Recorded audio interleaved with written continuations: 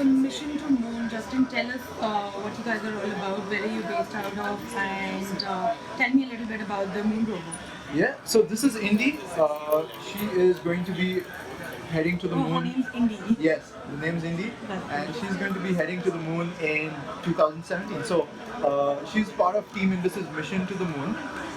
The team is basically working towards winning the Google Lunar X Prize competition.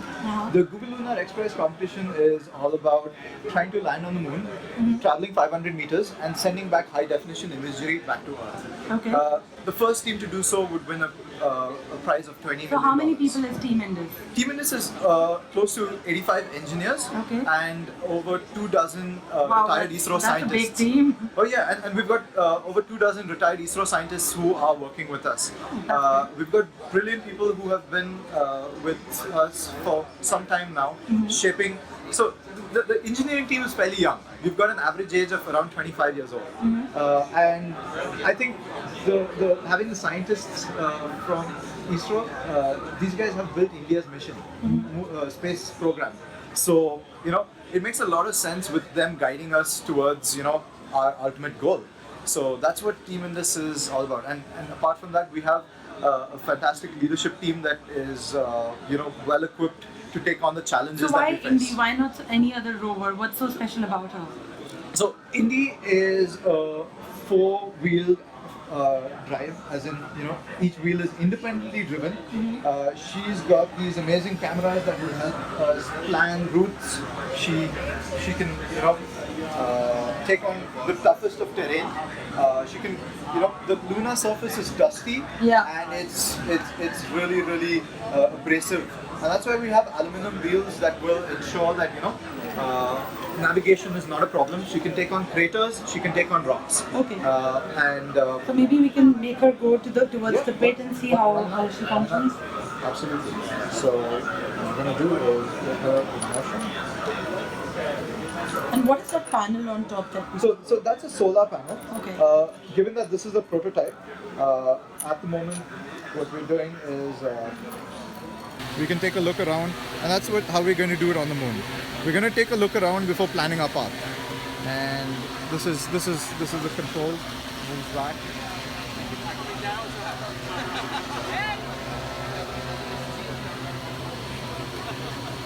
Let's make it do a 360 like you said in one place. So now it's doing the Yeah, so 360. this is 360, and this is why we have 4 independently driven wheels. It gives us so much more ability to work in tight spaces. I think when your nearest garage is like 380,000 Yeah, kilometers yeah. away, I think it's a good idea to ensure that So how are you Nothing planning goes to send Indy to the moon? You're also designing the spacecraft. I Absolutely. believe, right? So we have a spacecraft that we're building, and this spacecraft is going to house Indy. So the spacecraft is going to take us from the low Earth orbit straight to the moon. We're going to orbit the moon for a while and plan our descent. So the Okay. descent is going to be planned by using cameras and imaging to track our speed, track the velocity, and we're using laser altimeters to It's figure of out course an unmanned yes, spacecraft, it is. right? It is an unmanned spacecraft. The only payload it's rather not the only payload, it's carrying payload including Indy. Apart from that, we're going to carry other payloads as well. So how many rovers could the spacecraft carry at one trip? So we are looking to have a maximum of 20 kgs in payload, Okay. of which 10 kilograms will be Indy. Okay. Yeah, All right. yeah.